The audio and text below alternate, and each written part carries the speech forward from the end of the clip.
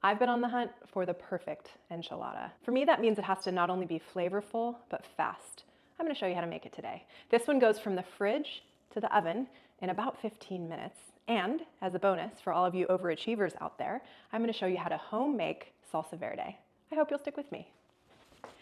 Hey there, welcome back to my kitchen. I'm really happy to have you here today. Today we are making enchiladas. They're really fast, super flavorful, take a fair amount of help from the store kind of enchiladas. They're gonna go from your fridge to the oven in like 15 minutes. They do have to bake for about an hour, but you'll get 8 servings out of this powerhouse of a meal, and it's like $3.50 a serving. So if you've got a big family to feed or you wanna have some leftovers, this might just be the one for you. The first thing I'm gonna show you how to do is to make some salsa verde out of tomatillos. These are actually from my garden. If you want to take help from the store, go ahead and buy some salsa verde. Frankly, it's not much less expensive to make it yourself. You really can control the quality of your ingredients and the taste, but it's totally fine just to purchase salsa verde from the store. So I'm gonna show you how to make that now, get our vegetables roasting. And if you wanna skip straight to the enchiladas, skip to this time code and we'll get to cooking those. Tomatillos are a weird little fruit, and they are distantly related to tomatoes, but otherwise they don't have much in common. They come with this papery husk, and I've just taken the husks off and given them a rinse. You need to rinse them because there's a sticky film on the tomatillos, so rinse those off before you start working with them or your hands will get all sticky. The other ingredients that I have are a few limes, an onion, some garlic, a few different spices, poblano peppers, jalapeno peppers, salt and pepper, and a neutral flavored oil. You can make this salsa as spicy as you like, so feel free to use jalapenos, some other even spicier pepper, or you can leave the peppers out completely. This salsa is beautiful with just roasted tomatillos, a little bit of onion, and some other spices. My broil is on high, and I'm gonna prep our veggies for roasting. We're gonna roast the tomatillos, the peppers, and a little bit of garlic in the oven for a while to give them an amazing roasted flavor. On a well-used cookie sheet, drizzle some neutral flavored oil, and then get to chopping up these tomatillos. All I'm gonna do is chop them in half. So I'm leaving the cores on, I'm leaving the seeds in, I'm just chopping them in half. I'm not even gonna be particular about how I place them on the cookie sheet. I can't be bothered with that when I'm roasting veggies. So all of my tomatillos sliced in half. I've got about a pound of tomatillos here. Next up, I'm just gonna slice up our peppers. So this is a poblano pepper, and these are jalapeno peppers. Poblanos don't add a ton of heat, but I'm still gonna pull out the seeds and the ribs.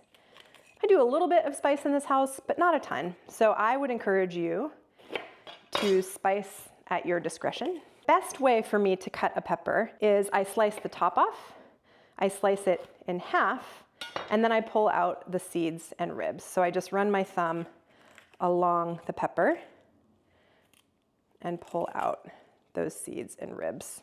So if you want your salsa to be pretty spicy, you can leave some of those seeds and ribs in.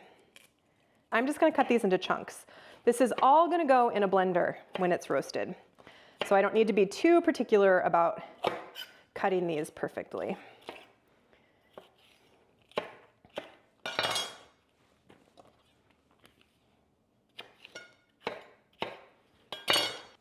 And the last thing that's gonna go in our salsa verde is actually some garlic. So I'm going to take the easy way out and just crush this garlic and roast it right in the skins.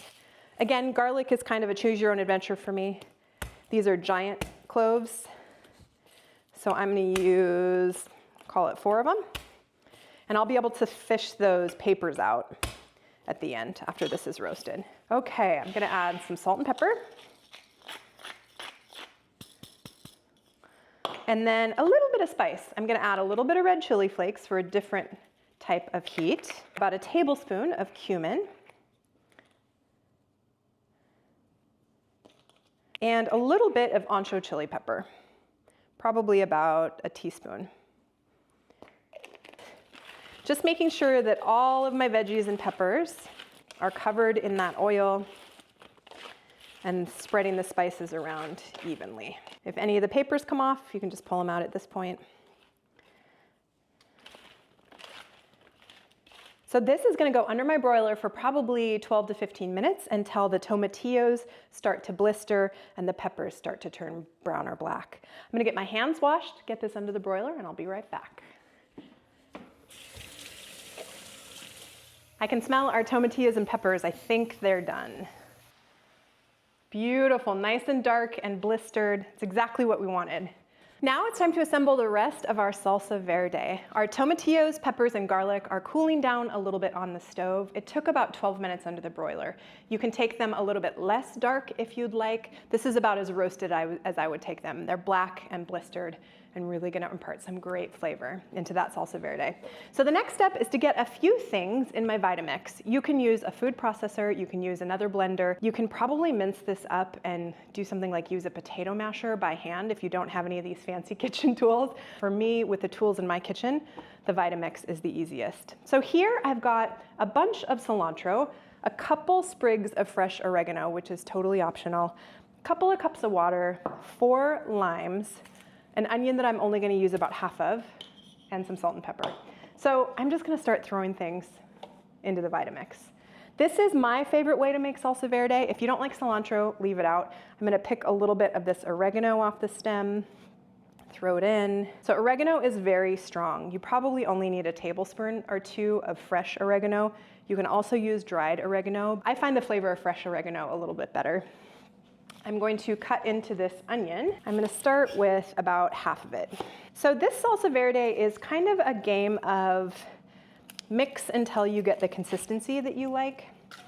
This is maybe a more runny salsa than something like a pico de gallo if you've had salsa verde from the grocery store before. Sometimes when you mix it with like an avocado and it turns into more of an avocado salsa verde, it's a little bit thicker. But I'm okay if this is pretty runny. So I'm gonna use the water to help me dictate the consistency of my salsa verde. So I'm gonna start with a half of an onion. That was like a medium to large onion, and that's probably about 3/4 of a cup of an onion. And then I am going to juice 4 limes. I like a really zippy salsa verde. You may start with a couple of limes and then adjust up from there, but I know that I like a lot of lime juice. And now I'm just gonna do several big grates of salt and pepper. Leave those out so I can adjust the seasoning. And now for our peppers and garlic. So as you'll recall, I left the garlic papers on the garlic cloves. So when you roast garlic in its skins, it protects it a little bit from the high heat and it gives it a really delicious flavor. You do not want your garlic to look like your pepper. Garlic that's this black will be really bitter. So you just want your garlic to be soft, a little bit mushy, to get a little bit of a roasty toasty flavor, which is one of the reasons I leave it in the skins. Scrape up all of those bits on the bottom of your cookie sheet. That's really good flavor. And we haven't added any water yet because I want to make sure all of this liquid gets in the salsa verde before we adjust the consistency.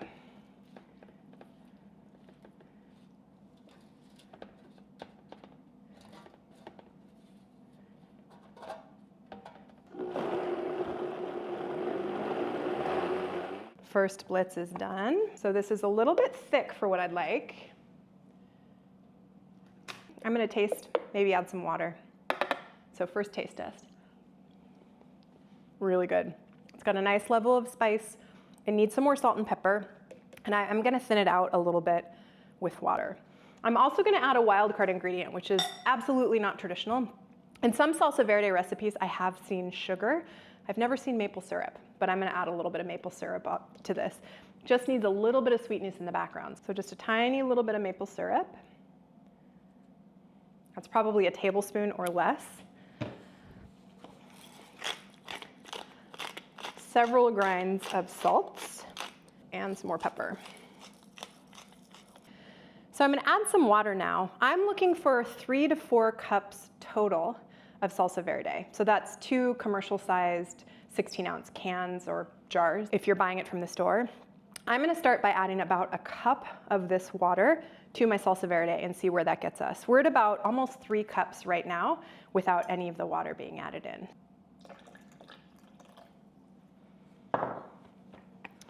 And another blitz.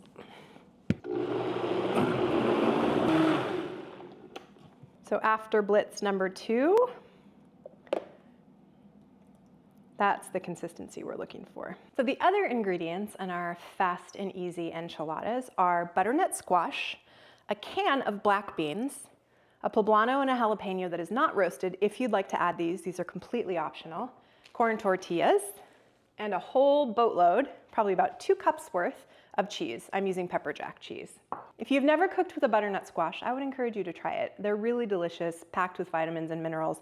They add a really nice sweet-ish flavor to the back of a dish as well. So I'm gonna show you how to get into this butternut squash today.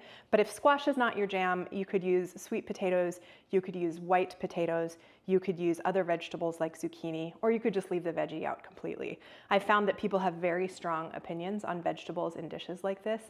For me, these types of dishes are an opportunity to pack them with vegetables that you can't really taste. So you get more bang for your buck in the dish from both a nutritional perspective, but also from a dollar perspective. But if you don't like vegetables, leave them out. That's no problem at all. So for me, the best way to get into a butternut squash is first to peel it.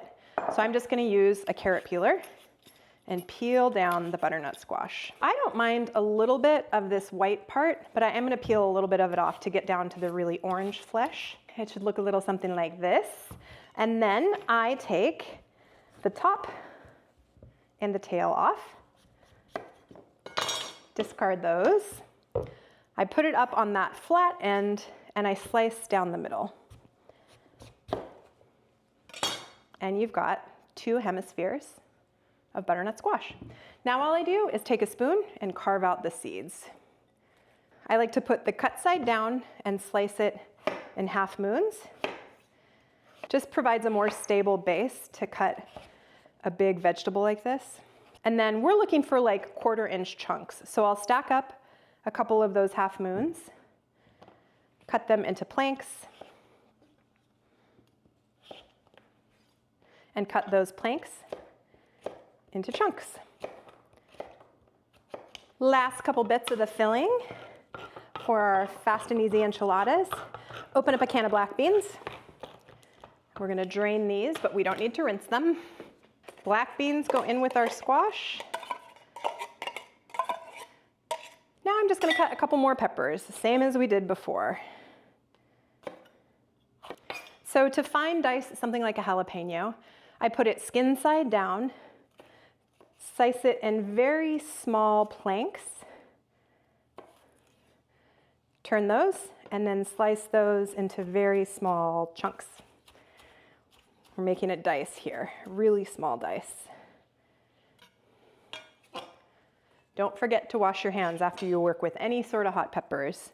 If you touch your eye or anywhere else, you can be in for a world of hurt. Okay, peppers are in. So this is part of the filling to our enchiladas. We are almost ready to go. We've got our cheese, tortillas, salsa verde that's homemade, our veggie mixture, and we haven't talked at all about our protein. So I am using a rotisserie chicken from the store. It's a great cheat when you want chicken that's super flavorful, but you don't want to necessarily cook it yourself. I think this was like $9 in my grocery store, $8 or $9. I got a pretty good deal on it. They're usually more expensive than that where I live in Seattle. It's pretty easy to just toss in your fridge. It'll last for a couple days. If you don't use all of it, you can even shred it and toss it in your freezer. But it's a nice little cheat. You can definitely do this more affordably, but with this rotisserie chicken included, this meal for 8 servings works out to like $3.50 a serving, so it's pretty economical. If you cooked the chicken yourself and you buy your chicken in bulk, you could probably make it even less expensive than that. All I'm doing is pulling the chicken apart. So I'm just using my hands, taking the chicken and shredding it. This is another one that you can definitely make vegetarian. It feels a little bit sacrilegious to talk about making a meal vegetarian when I'm wrist deep in shredding chicken. But if you leave the chicken out and bump up the veggies a little bit, that will give you a super hearty meal. And we're ready to assemble. We've been very fast up until this point. We're probably about 10 minutes in if you don't count the time it took me to make the salsa verde. The way I'm gonna continue on that fast, easy path to get our enchiladas in the oven in the next couple of minutes, my oven, by the way, is preheated to 375. The way I'm gonna do that is I'm going to layer them instead of wrapping them individually. So starting with a little bit of my enchilada sauce, just enough to cover the bottom. Now I'm gonna take a few of these little tortillas. And by the way, if you've got any broken tortillas, save those. It's a little special trick I've got for you at the end. So I'm gonna take about 6 of our tortillas, will cover the bottom of my baking dish, and I'm just gonna lay them out, overlapping, covering the bottom. Salsa first, then tortillas, then we're gonna go a little bit more salsa, about 1/3 of our butternut squash mixture, about 1/3 of our chicken,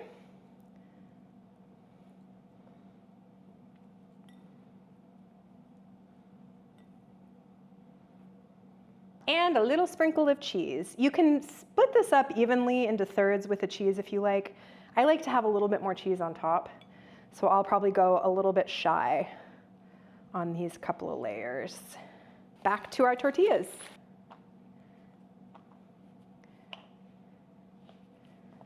We're already getting pretty full, so feel free to use your hands. Another 1/3 of our butternut squash mixture. Another 1/3 of our chicken. A little bit more cheese.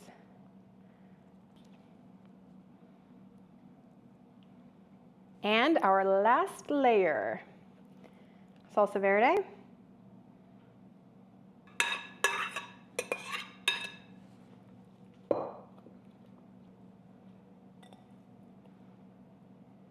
So if you, like I, have not been perfect in your layering, don't worry about it. There's so much good stuff in each layer that if it's not completely covered on the top layer, it's not a huge deal at all. I'm gonna finish by adding just a little bit more salsa verde. I've got it. I've probably put about 3 cups in there. I'm gonna reserve some to serve with the dish at the end. And then I'm gonna do a little additional step using some of the broken tortillas and just a couple extra tortillas that I'm gonna break up. I like it when the corners of the tortillas get a little bit crispy.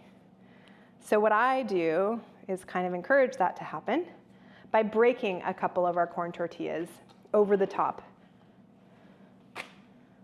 of our enchiladas.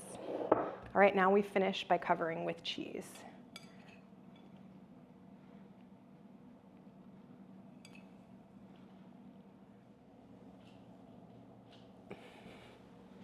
So my oven is preheated to 375. This is gonna take a while to bake. It's huge. It's probably gonna take 45 minutes to an hour to bake, but you can kind of forget about it until the very last minute. I am going to cover it and put it on a cookie sheet, just to make sure we don't have any boiling over. The way I know when it's done is when I can insert a fork into a little corner and I'm not hitting any resistance from that butternut squash. That's really what we're trying to cook, is the butternut squash. When the butternut squash is tender and you're starting to smell enchiladas through your entire house, take off the foil, put it under the broiler for a couple minutes and get that cheese bubbly and brown and those little bits of tortilla that we had sticking up, get those nice and crispy. And I'll come back to you when it's ready to put under the broiler. Time for us to remove the foil. So we just need to adjust the rack of our oven and get this baby under the broiler.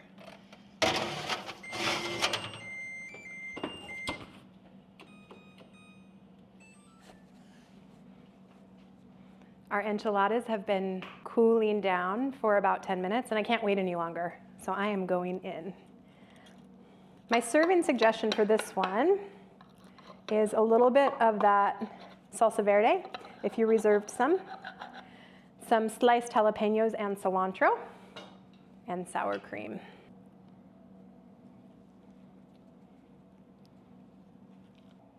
Absolutely steaming hot.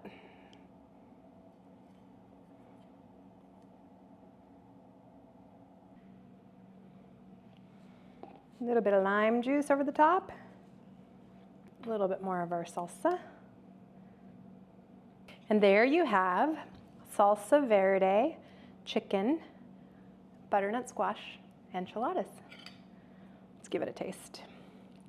See if I can scald my mouth yet again.